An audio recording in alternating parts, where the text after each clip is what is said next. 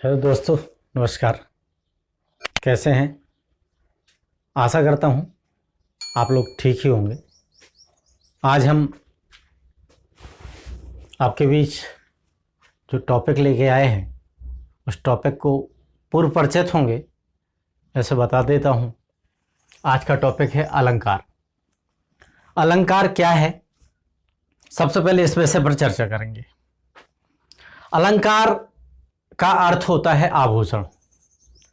आपने जनरल आभूषण के संबंध में सुना होगा कि आभूषण कौन पहनता है? स्त्रियां पहनती हैं। स्त्रियां आभूषण क्यों पहनती हैं ये भी शायद परिचित होंगे।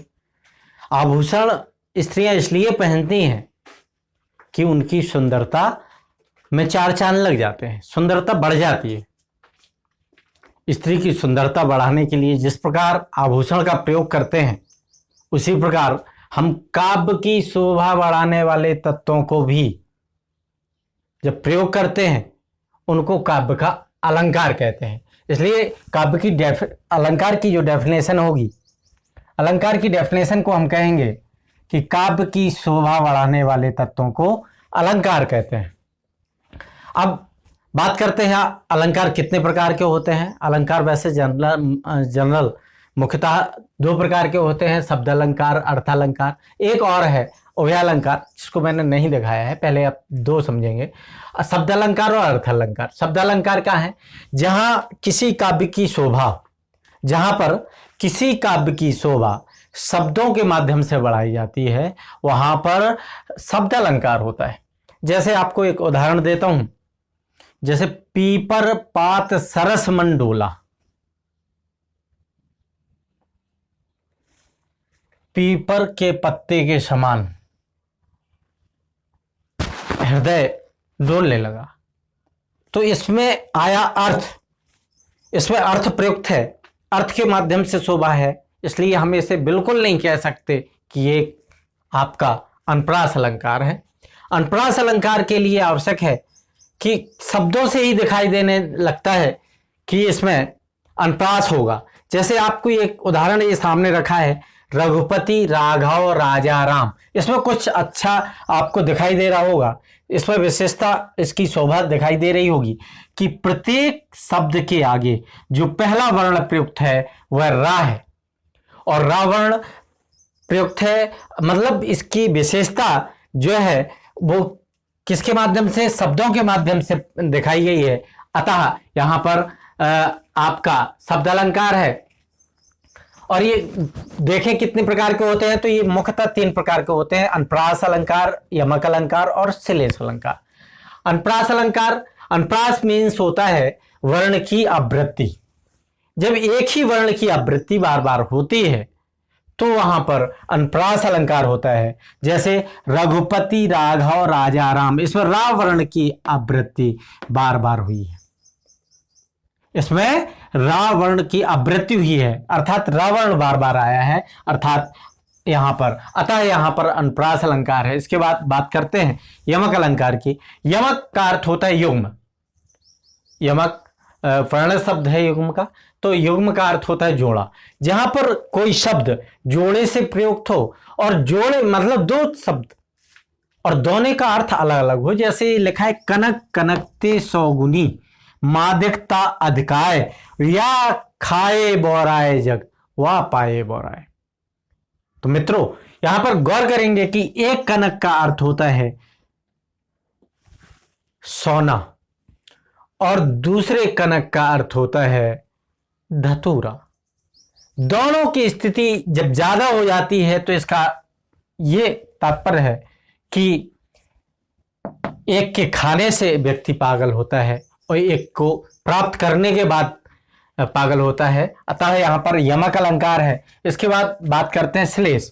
श्लेष एक शब्द एक ही बार प्रयुक्त होता है, लेकिन उसके अर्थ भिन्न भिन्न आशय में अलग अलग होते हैं। जैसे उदाहरण लेते हैं, सुवर्ण को खोजत फरत।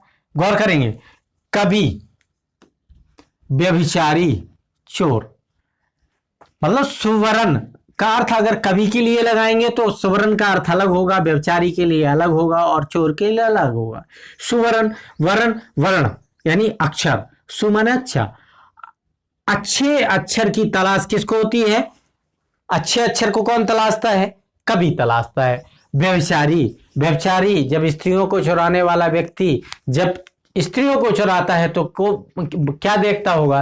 ये देखेंगे, सु माने अच्छा, वर्ण माने रंग, वर्ण माने रंग, अच्छा रंग देखता है, अच्छे रंग की स्त्री को चुराएगा। और चोर, चोर, चोर आपका क्या चोरी करेगा? चोर को रंग से मतलब नहीं, चोर को अक्षर से मतलब नहीं, चोर को अगर मतलब है तो सोने से, इसलिए इसका अर्थ होगा सुवर्ण। सुवर्ण माने सोना, स्वर्ण जिसको बोलते हैं। तो इस तरीके से ये श्लेष है। इसके बाद बात करते हैं आपका अर्थालंकार की। अर्थालंकार जो है अतिशयोक्ति, रूपक, उपमा, उत्प्रेक्षा, विभावना, भ्रांतिमान, संदेह, असंगतिमान, विकरण इत्यादि जो है ये आपके अर्थालंकार हैं। सबसे पहले बात करते हैं उपमा, रूपक और उत्प्रेक्षा की। तो उपमा, रूपक, उत्प्रेक्षा में आपको केवल एक चीज ध्यान रखना है, उपमेय और उपमान। जहां पर उपमेय और उपमान के बीच में समानता होती है वहां पर आपका उपमा अलंकार होता है। सा सी जैसे शब्द यहां पर आते हैं, सम शब्द भी आता है। रूपक अलंकार, रूपक अलंकार में उपमेय और उपमान के बीच भेद रहित आरोप होता है। भेद रहित आरोप का मतलब कोई अंतर नहीं होता। इसमें एक चीज, पहले तो योजक चिन्ह का प्रयोग होता है। उदाहरण में ये देखिए, योजक चिन्ह यहाँ पर चरण कमल, ये योजक चिन्ह है। दूसरी चीज, इसमें भेद रहित मतलब कोई भी अंतर नहीं होता, रूप अलंकार अलंकार होगा। इसके बाद आपका आता है उत्प्रेक्षा अलंकार। तो उत्प्रेक्षा अलंकार में भी याद रखना है कि उपमेय की उपमान से संभावना व्यक्त की जाती है। यहां पर आपका उत्प्रेक्षा अलंकार होता है। अब उपमा अलंकार, जब मैंने कहा कि उपमेय की उपमान से समानता होती है, उपमेय की उपमान से संभावना होती है, तो समानता होती है। तो समानता देखेंगे, समानता कैसे है? जैसे मुख, मयंक, सम, मंजू, मनोहर, मैंने बताया सम, सा, सी इत्यादि शब्द अगर आते हैं तो आपका उपमा अलंकार है। जैसे मुख, मयंक, मुख, मयंक, सम, मुह चंद्रमा के समान सुंदर है, अर्थात उपमा अलंकार।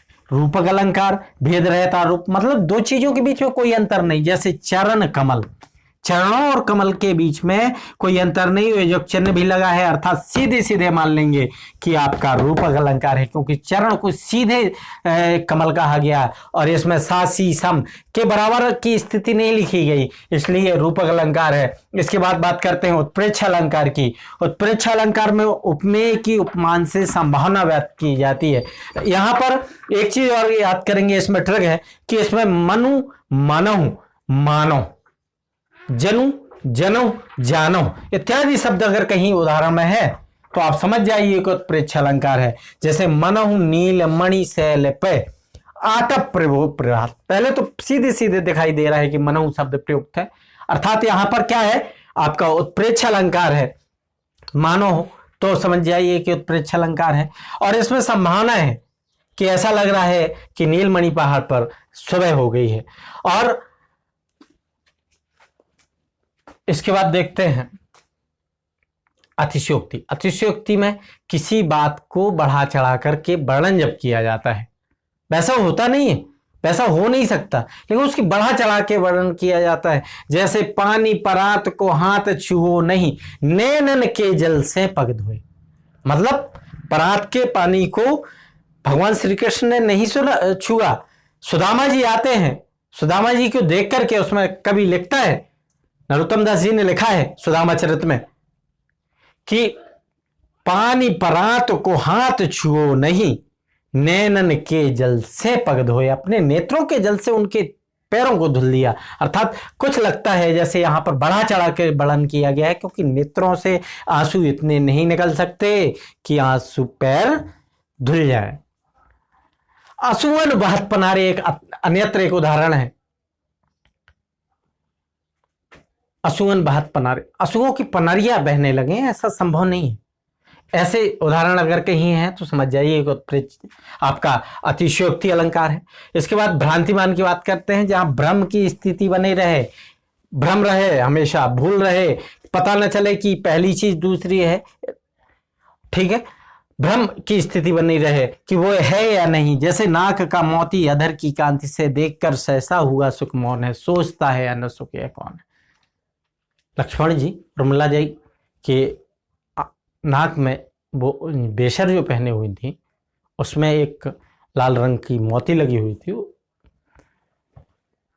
एक तोता देखता है दूर से, उसको लगता है नाक का मोती, अधर की गाद, ओंठों की चमक से ऐसा प्रतीत होता है उसको कि वो भ्रम में पड़ जाता है कि ये अनार का बीज ही है। बीज दाड़िम का समझकर सुख मौन है, सोचता है अन्न सुख है कौन है। दाड़िम अनार का बीज समझ करके वो सुख तोता चुप हो जाता है और सोचता है कि आखिर ये है क्या।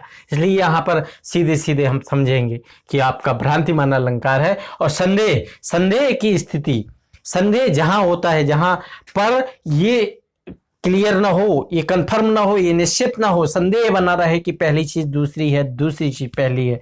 जैसे नारी बीच सारी है कि सारी बीच नारी है, कि नारी ही की सारी है कि सारी ही की नारी है, वहां की स्थिति है।